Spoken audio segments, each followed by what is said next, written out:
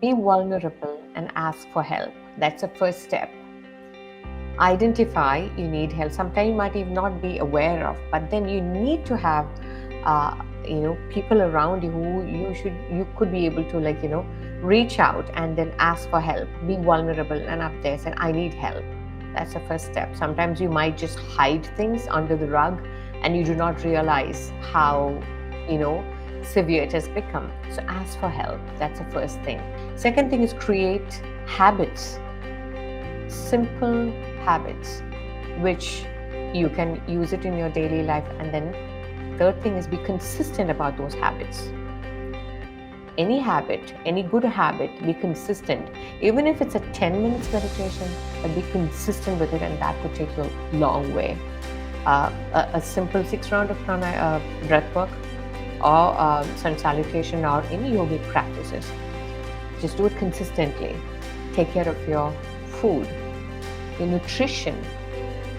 Don't live to eat, but eat for the right nutrition, nourishing your body, respecting the temple, what you have been given by the Almighty. Have respect. And the fifth one would be self-love. Take care of you, because more than you, no one is going to walk you till the end of your life. It's just you out there. I've got a few. So number one is spend more time in nature, because most of our work, we are indoors in buildings, concrete jungle. So it is important that at least once a week, twice a week, 3 times a week, just go outdoors and be in nature. I do that all the time, and I find that it rejuvenates and re-energizes me a lot. If you don't like the heat, wherever you are, go in the mornings or go in the evenings and just be outdoors.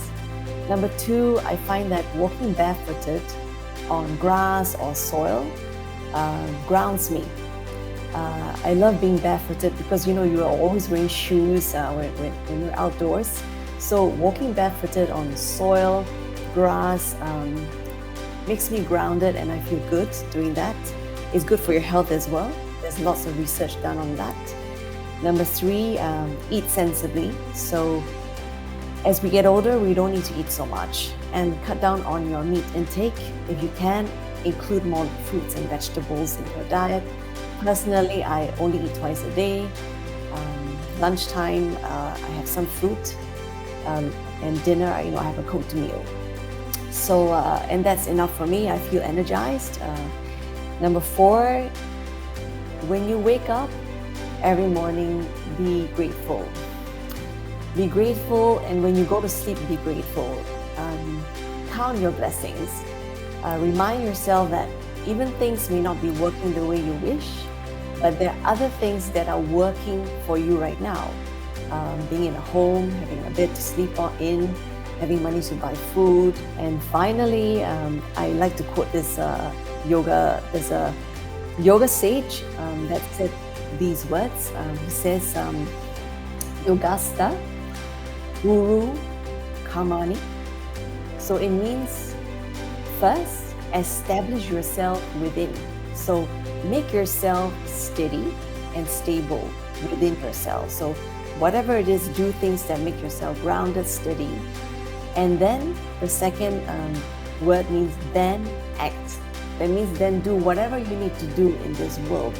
So every day find a way to ground yourself, be steady in your head, in your mind, in your emotions. Be stable, then act. If everybody can do that and use this particular action every day, I think the world would be in a much happier place to be in. And I just want to add one more. There's a 6th one, basically, is to also remind yourself today, just today, be the most loving, kind, and joyful person you can. Because you don't know whether that tomorrow is coming. So just today, whoever you meet, just be joyful, just be loving to the people you meet, and spread the joy.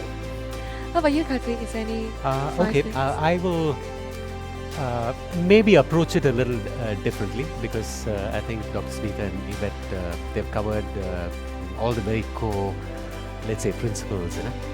I will start by saying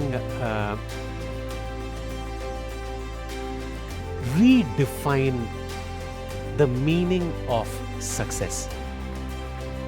This is very important to me. We have a terrible old paradigm of success, and that is wealth, it is fame, right? And it is power. I can promise you this. I've advised, so many wealthy people, billionaires, and all kinds of people in between. I can promise you power will not make you happy. I can promise you wealth is not going to make you happy. I can definitely promise you fame will not make you happy, because all these can be taken away from you. So do not fall for this old paradigm of success. The second is this dramatically reduce, or if possible, it's not very practical, watching news or spending time on social media. Almost all news is negative because of the negativity bias we have in human beings. As there's an old saying in the news circles, it is, if it bleeds, it leads. Okay? So when you watch news, you only imbibe. See, you've got to remember you're consuming news, just like you consume food, right? To me, the third, step or point is this: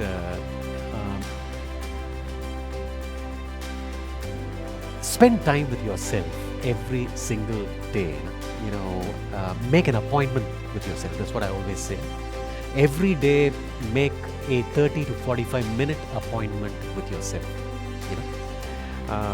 Because that appointment with yourself grounds you. It helps you reclaim your power. It helps you get your perspective back and get back to the moment, right? The fourth is this: help people every day. See, I can't help the neighborhood, but I can help my neighbor, right?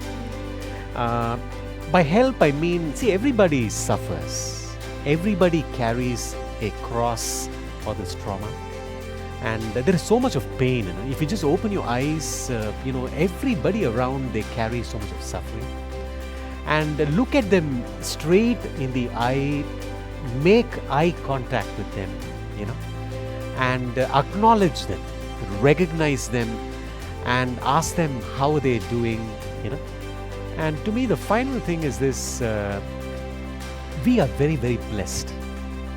You've got to remember, no matter what you've been through, no matter how little or how much money you have, what your station in life is, you're incredibly blessed just to be living, just to have reasonable health.